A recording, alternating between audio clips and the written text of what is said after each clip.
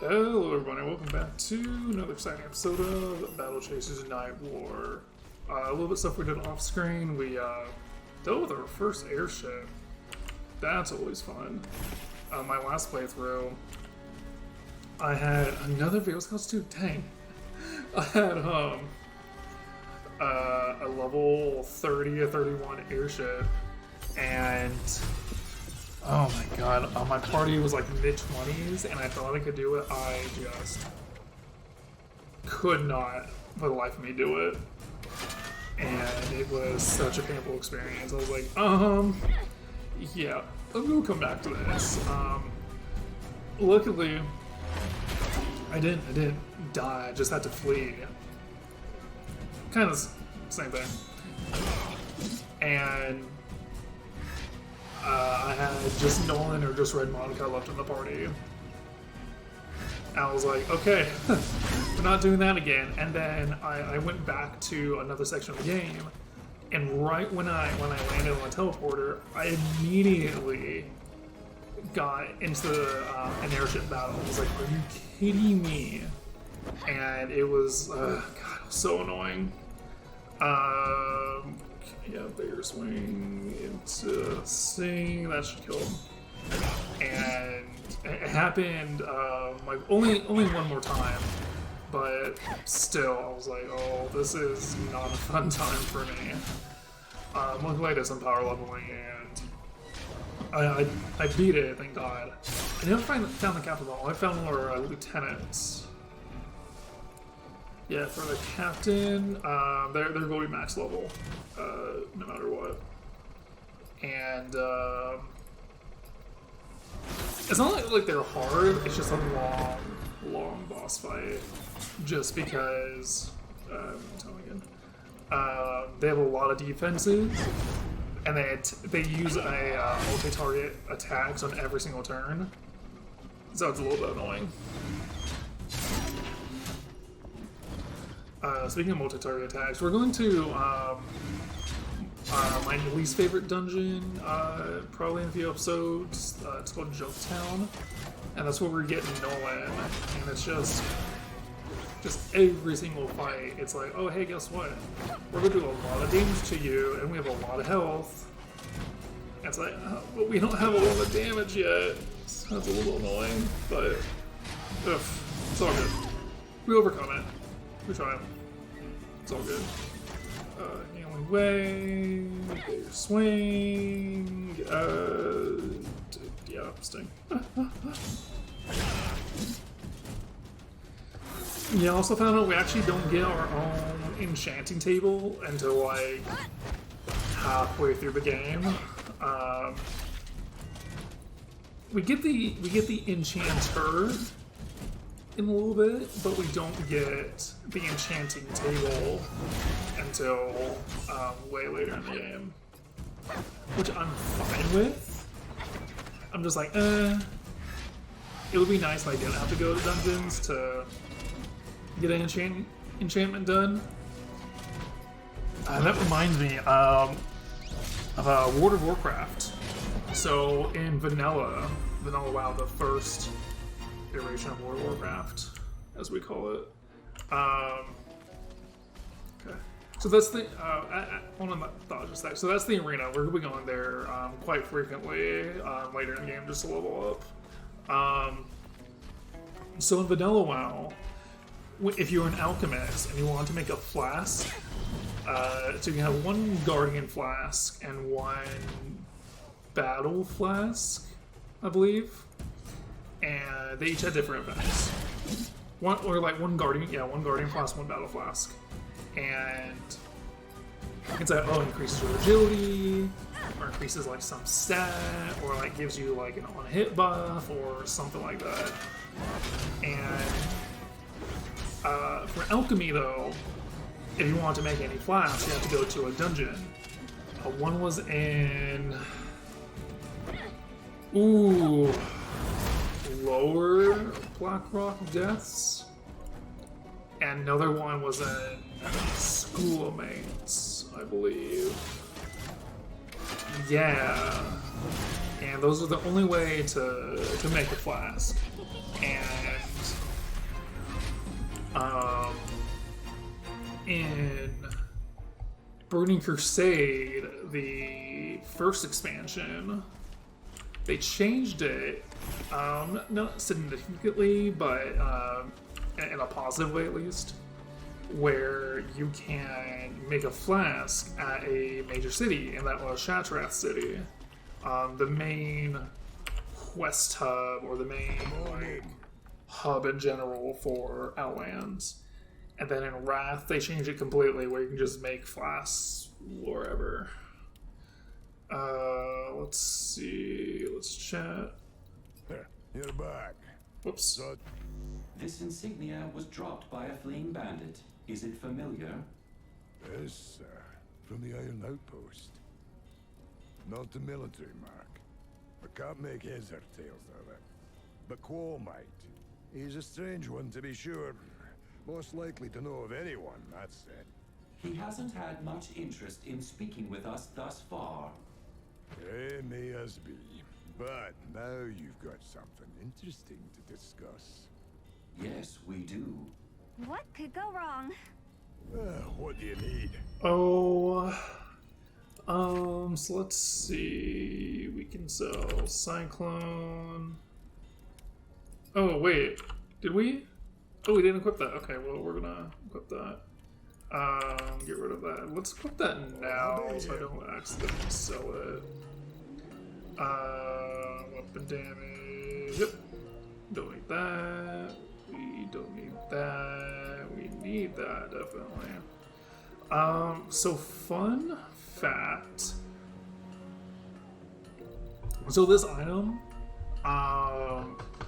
technically won't leave us through the entire playthrough unless we can sell it now. Nope. Okay. Yeah, the reason why we can't sell that item is that's technically an artifact, and it's used for another item later on in the game, way later, like almost last dungeon base. But when the last dungeon comes, we might have our legendary weapon already, so it's kind of obsolete at the same time. So we have 1,200 gold.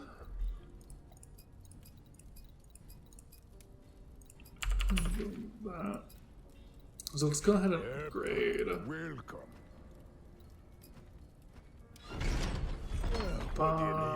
Then let's browse wares again.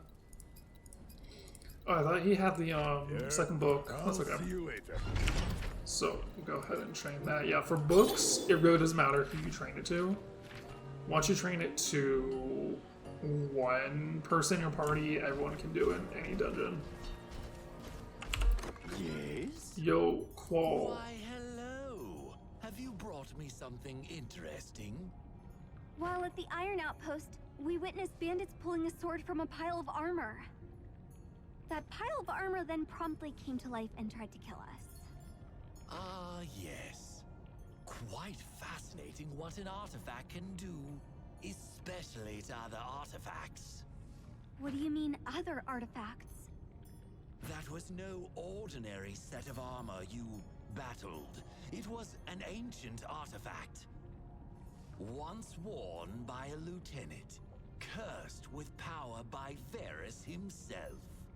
Who is Varus? Just your run-of-the-mill archmage turned crazed Imperial, infused with the power of a blood demon. Long since dead, or at least disappeared. Run that by us again? I'm no historian. Learn more on your own, if you must. Forget it. The bandits, they may know where our lost friends are. And if they have an artifact, where can we find them? If they found your friends, they'd be in Junktown. Where is it? To the east. Straight east, nearly. Only, there's a small problem. Other than our friends who are missing? And my patients wearing thin? A bandit cannon blocks the lone road going east. You'll never get past. If you try, I'll be sure to swing by and collect what's left of you afterwards. I'm really not very good at controlling my temper. Now, there is another way. If you can get the blink station working again. A teleporter of some kind? Yes, it can teleport you deep into the Rushlands. A dry and rough place. Nasty. Through it, you can approach the cannon from the south and flank the cannon. Once it is disabled, you can access Junktown freely. The blink station. How do we fix it? Down the East Road, just north of the cannon emplacement, is Banog Cave. Inside is a mana core. Grimbeard has sworn he can repair the blink station if someone were crazy enough to fetch it. You definitely look crazy. No, maybe Garrison. Goalie. No, so. Go get it, bring it to him. Maybe he'll be bold enough to fix it for you and blink you down to the Rushlands. Okay, This conversation is no longer interesting. However, your interest in alchemy is. what? Alchemy? Why else would you have gone to the Iron Outpost but to gather all those wonderful alchemy ingredients? Our lost friends? My alchemy table is yours to experiment with. Just clean up any messes, of which there will certainly be many. Goodbye. Thanks? Cool. Okay. So yeah, just hate notifications. Each party member has 2 different trees, one for attacking and one for supporting, or defense, or however you want to say it. One offense, one defense, essentially. So, Callie has Artillery Nature, Goalie has Avenger Guardian, Here's has Swordsman, Wanderer. So, for Artillery spec,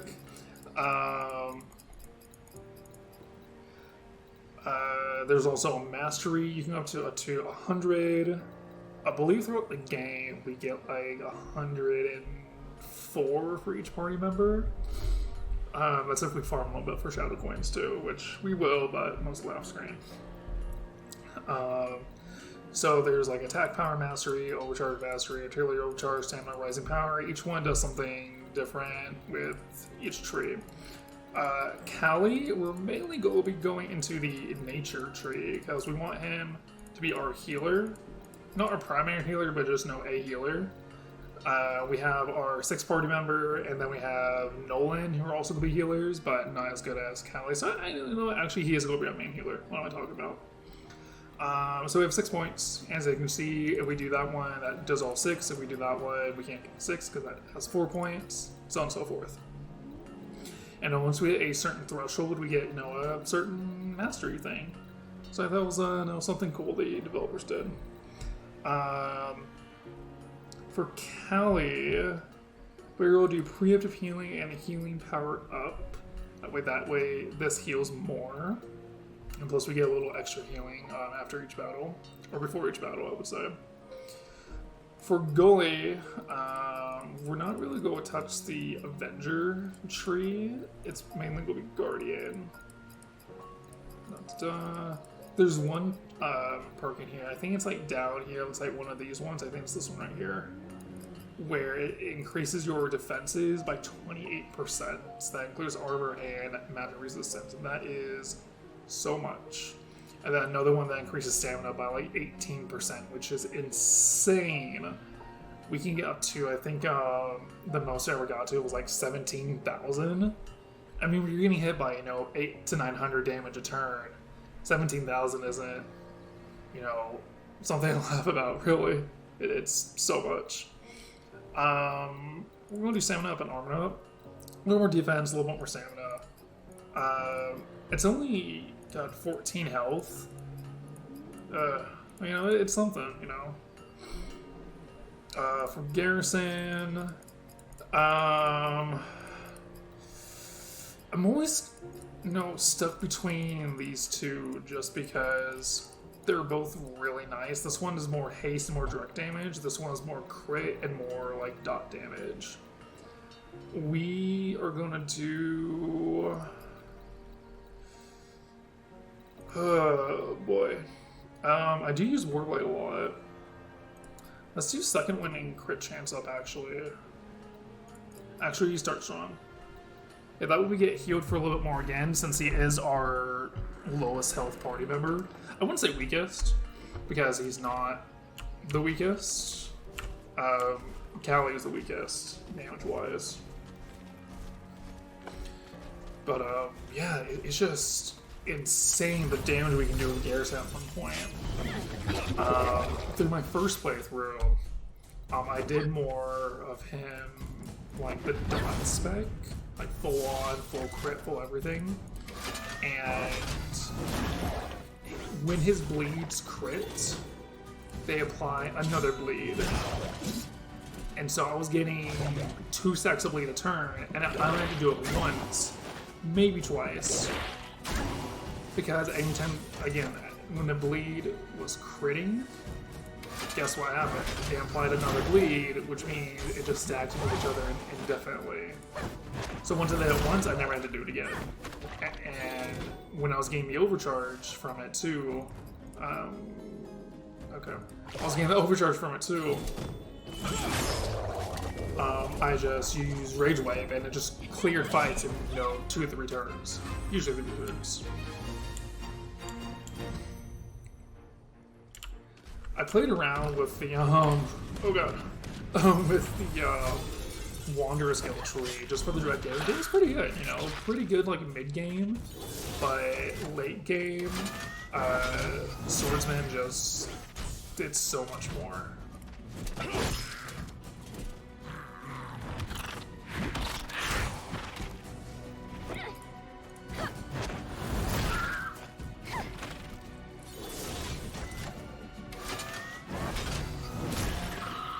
Yeah, see, I'm not really using taunt if it's only like 1 or 2 enemies, because if they only go one time, maybe 2 times, what's the point of taunt attack? I could just use that for extra damage.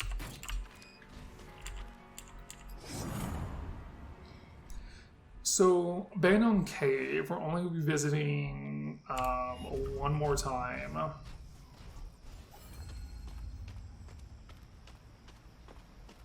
The second time we're going to be visiting the cave is mainly for this thing right here, because this thing opens up this area right here. But we don't get that until we get our 6th party member, which is until... oh, the 4th dungeon, I believe. Ooh, look at the... ooh, I was not expecting that much gear. Rock Crusher, then get... oh my god. These are so nice. Then we'll give it to Billy. Yeah, but that was a nice find right there. Yeah, so our 6th party member, and again, I think it's the 4th dungeon. I think it's Dead Watch. Wait, no, 5th dungeon actually. Because there's this one called the Dig, which is it's a really nice dungeon. It's very aesthetically pleasing. You go inside this deserted cave, and oh my god, it's so fun just to explore.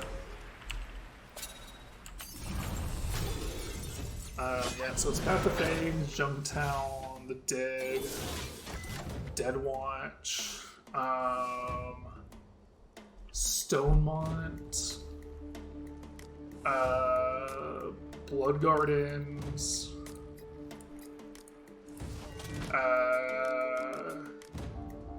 Manacore, or Winterbane? No, Mana Rifts.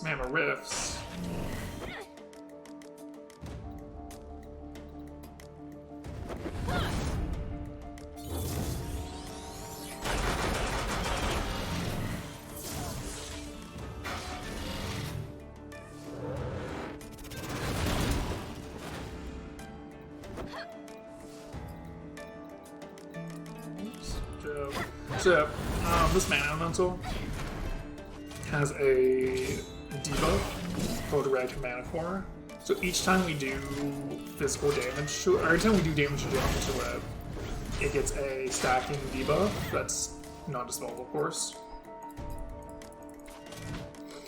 where he increases physical damage taken by 2% per stack. And so if we do a bleed, if we do dots, it stacks that as well. Yeah, we can heal. That's fine. So it should actually die. Yeah, in like 2 turns. And plus the Sunder, that's an additional 10%. Yeah.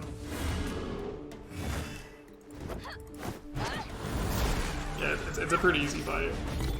The elementals in general all have a debuff, I think.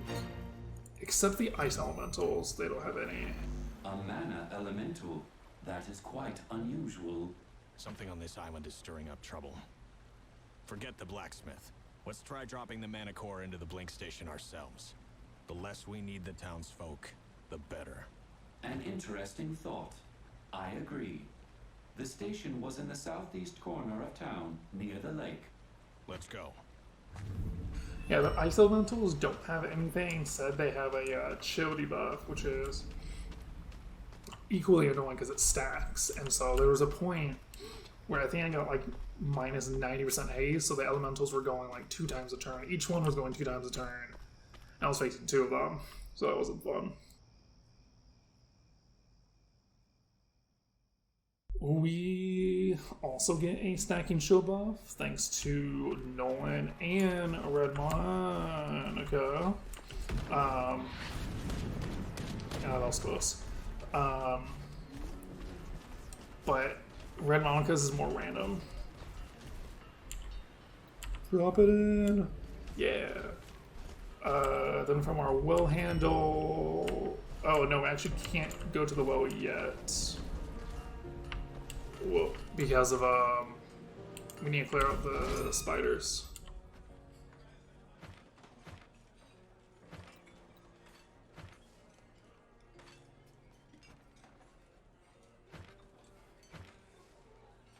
A drink, friend. So we're actually going to rest up first. We're not going to do this until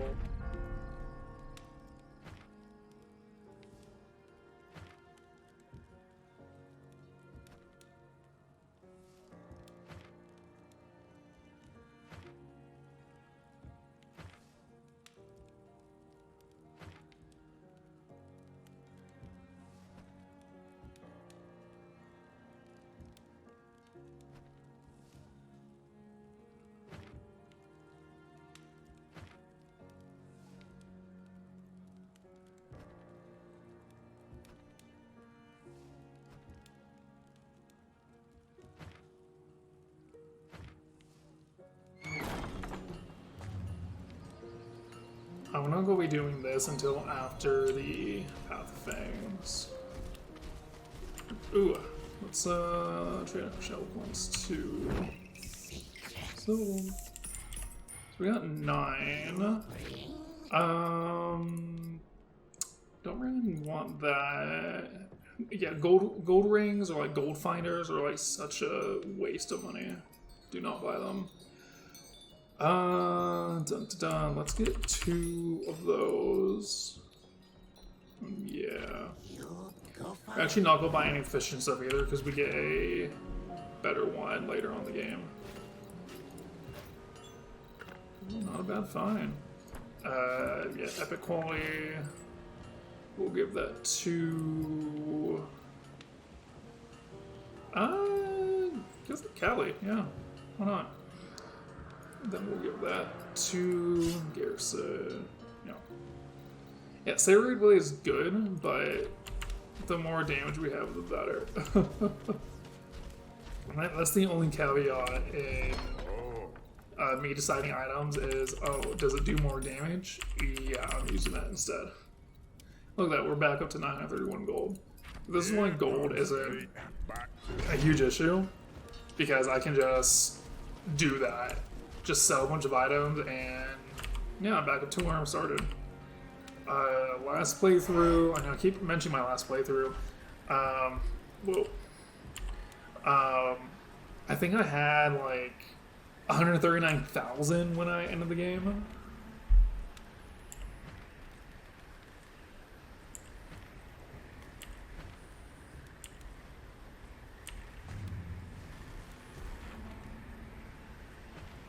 Favorite character, Mercuria.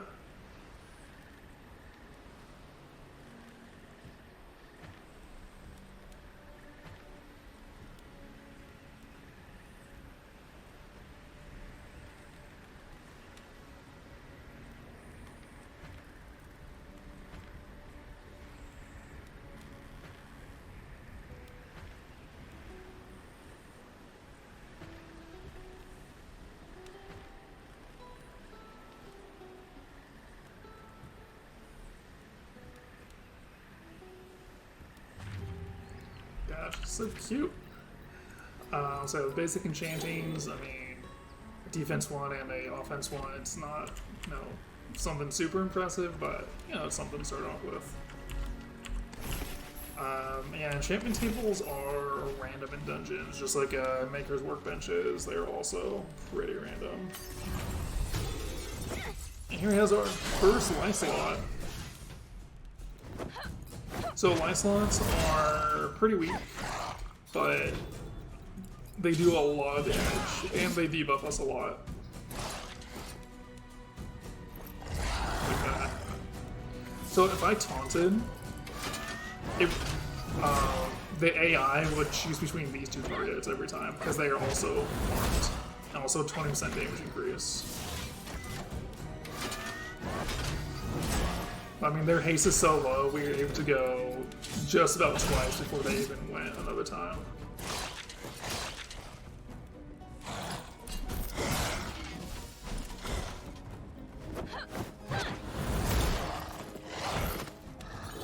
So even though they're pretty weak, they can still debuff us a lot, which means they deal a lot of damage in the long run.